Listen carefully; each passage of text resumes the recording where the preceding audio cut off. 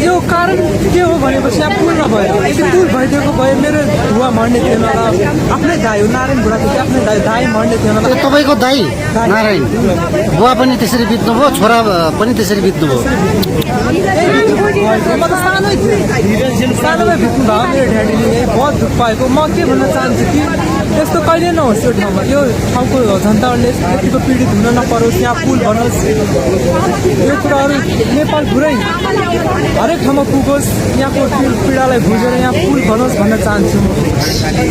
तपाईँको नाम? मेरो नाम ऋषि बुढा। ल उहाँको बुवा पनि यसरी नै बित्नु भएको रहेछ ट्विनमा, र उहाँको दाजु हुनुहुँदो रहेछ नारायण। नारायण पनि गत असारमै खसेर निधन भएको थियो। साथीहरू हेर्नुहोस् त, लास्टै विकट ठाउँ रहेछ, लास्टै दुःख लाग्यो मलाई त है। अहिलेसम्म मान्छेहरू 36 जना मरिसक्नु भएको रहेछ है ट्विनदेखि चाहिँ। यो कारण के हो भनेपछि यहाँ पुल नभएर यदि पुल भइदिएको भए मेरो धुवा मर्ने थिएन र आफ्नै दाइ हो नारायण बुढाको चाहिँ आफ्नै दाइ मर्ने थिएन। त्यो तपाईँको दाइ नारायण बुवा पनि त्यसरी बित्नुभयो, छोरा पनि त्यसरी बित्नुभयो।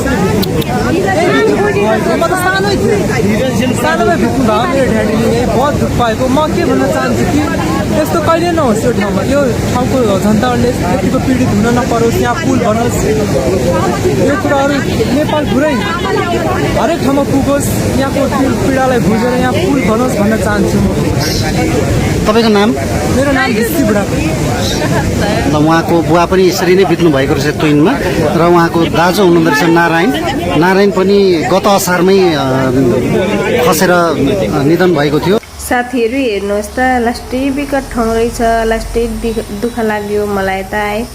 अहिलेसम्म मान्छेहरू 36 जना मरिसक्नु भएको रहेछ है ट्विनदेखि चाहिँ।